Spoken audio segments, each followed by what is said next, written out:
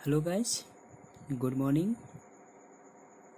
आज हम लोग फिर से उसी चैप्टर को कंटिन्यू करेंगे जो हम लोग कल किए थे, चैप्टर 5 ईदगाह।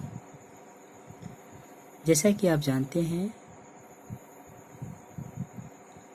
आज ईदगाह है। कहानी के अनुसार आज ईदगाह है और अमीना दादी किसकी?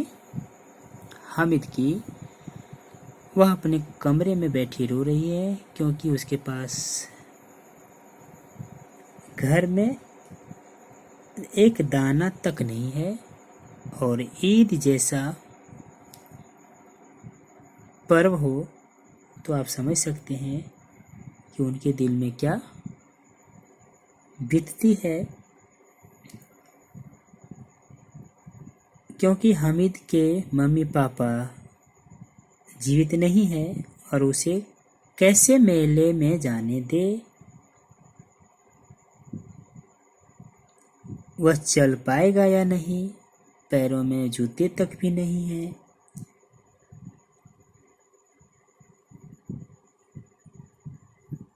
ये सब सोचते हुए वह हामिद को मेले में जाने देता है कि नहीं, चलिए देखते हैं।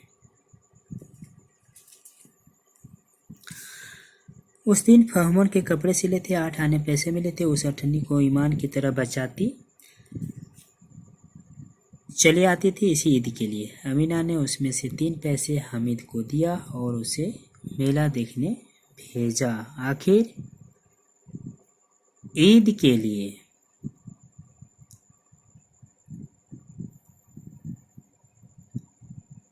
कपड़े सिलकर पैसा इकट्ठा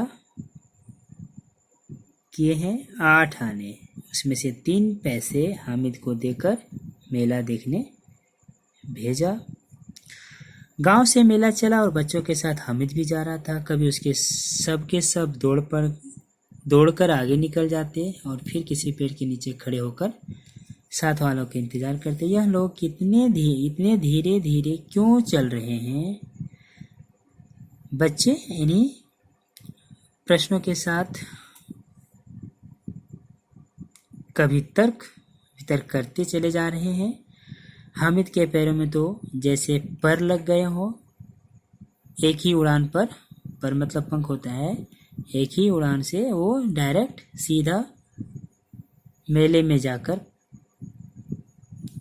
ना कूद पड़े। हलवाइयों की दुकानें शुरू हुई। आज खूब सजी हुई थी दुकानें, आज मिठाइयों से खूब सजी हुई थी और बच्चे आपस में ये बातें करते हुए जा रहे थे कि इतनी मिठाइयाँ आखिर कौन खाता है, वगैरह वगैरह। आगे चलने पर बस्ती घनी होने लगी। ईदगाह जाने वालों की टोलियां नजर आने लगी, एक से एक भड़कीले वस्त्र। आप समझ सकते हैं, ऐसे वस्त्र जिसे देखकर आपको गुस्सा आ जाए, आप भड़क उठे। कोई इक्के तांगे पर सवार, कोई मोटर पर, सभी इत्र में बसे। इत्र लगाकर, सेंट लगाकर सभी के दिलों में उमंग है, खुशियां हैं। बच्चों के लिए नगर की सभी चीज़ें अनोखी थी। जिस चीज़ की ओर ताकते ताकते ही रह जाते और पीछे से बराबर हॉर्न की आवाज़ पर भी नहीं चेतते। जो होगा देखा जाएगा। हामिद तो मोटर के नीचे जाते जाते बचा, एक्सीडेंट होते होते बचा। सहसा ईदगाह नजर आया। ऊपर इमली के घने वृक्षों की छाया है, नीचे पक्का फर्श है और जिस पर जाजिम मैट, बहुत ही सुंदर आप कह सकते हैं, जाजिम बिछा हुआ है और रोजेदारों की पंक्तियां एक के पीछे एक न जाने कहां तक चली गई हैं। इतनी लंबी कतारें, लंबी लाइन। नए आने वाले आकर पीछे की कतार में खड़े हो जाते हैं। आगे जगह नहीं है। यहाँ कोई धन और पद नहीं देखता, कौन बड़ा है, कौन छोटा है, कौन गरीब है और कौन अमीर। सब एक जैसे। कितना सुंदर संचालन है। वहाँ का जो रख रखाव, सुंदर व्यवस्था। लाखों सिर एक साथ सजदे में झुक जाते हैं, फिर सबके साथ एक साथ खड़े हो जाते हैं। कई बार यही क्रिया होती है, जैसे बिजली की लाखों बत्तियां एक साथ प्रदीप्त, उज्ज्वलित, प्रकाशित हो और एक साथ बुझ जाए, और यही क्रम चलता रहे। कितना अपूर्व दृश्य था, मानो भ्रातृत्व का एक सूत्र इन समस्त आत्माओं को एक लड़ी में पिरोए हुए हैं। आप समझ सकते हैं कि बहुत ही सुंदर दृश्य, अपूर्व दृश्य, जिसे कभी पहले ऐसी दृश्य नहीं देखी गई हो। और मानो भ्रातृत्व, बंधुत्व, भाईचारा का कोई सीमा ही नहीं। एक ही सूत्र में, एक ही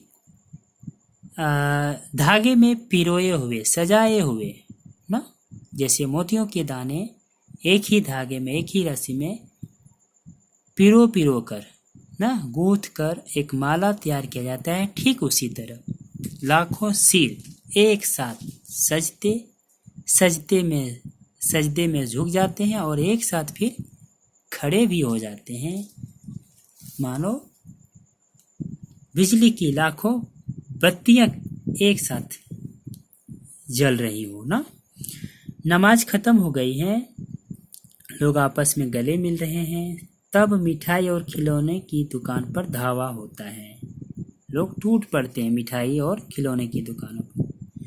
ग्रामीणों का यह दल इस विषय में बालकों से कम उत्साही नहीं है। बालक तो बालक, बच्चे, बूढ़े, सब के सब बहुत ही उत्साहित लग रहे हैं।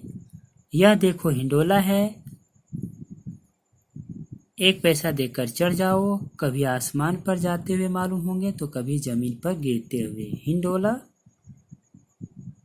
हिंडोला मतलब आप कह सकते हो झूला। झूला में आप झूलते हो ना, कभी आसमान पर तो कभी जमीन पर। यह चरखी है, लकड़ी के हाथी, घोड़े ऊंटों पर बैठते हैं।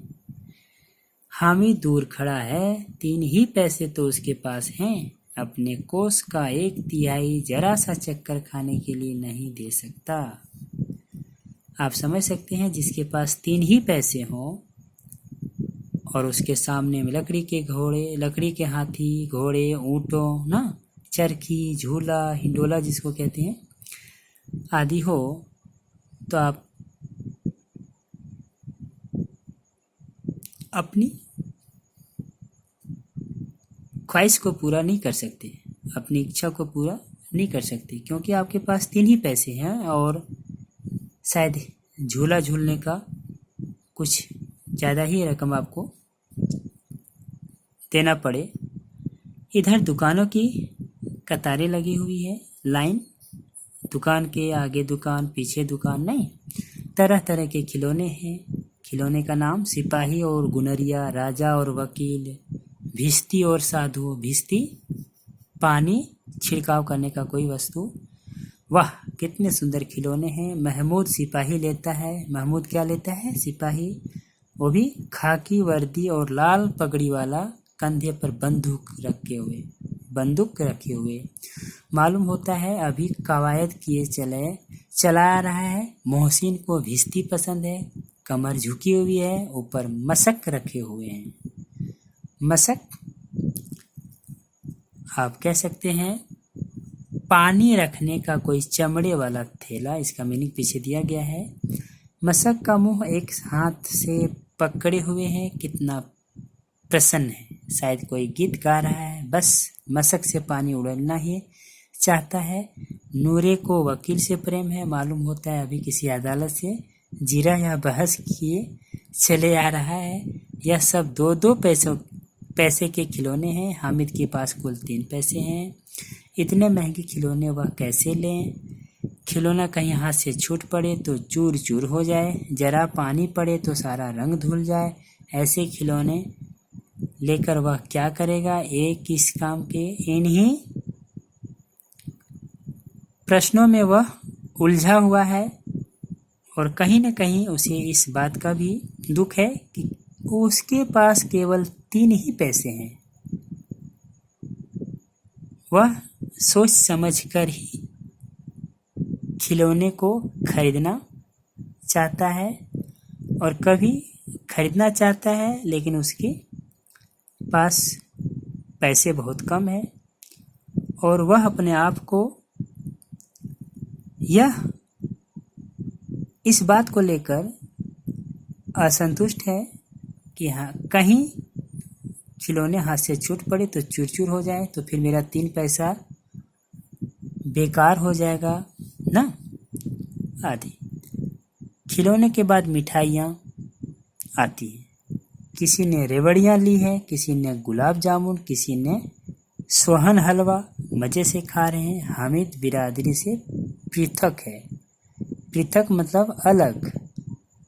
क्यों? क्योंकि उसके पास केवल 3 पैसे हैं और वह ना तो झूला झूल सकता है, ना ही खिलौने ले सकता है और ना ही मिठाइयाँ।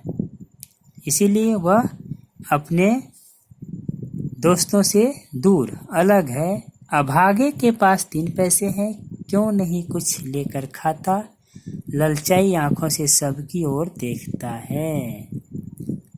आपके दोस्त यदि मेले में बहुत सारी मिठाइयाँ लेकर खा रहे हों और आपके पास केवल कुछ ही पैसे हों तो आप लालच भरी निगाहों से ना। तो बच्चों, मुझे उम्मीद है कि आप लोग इस कहानी को और अच्छे से समझने की कोशिश करेंगे। इसको आप ध्यानपूर्वक पढ़ेंगे और इसके अर्थ को समझने की कोशिश करेंगे। ठीक है? आगे क्या होता है इसको कल हम लोग देखेंगे, परंतु आप लोगों को अभी तक जितने भी कठिन शब्द मिले हैं उसको अपनी नोटबुक में लिखकर याद करने की कोशिश करेंगे। ओके? धन्यवाद।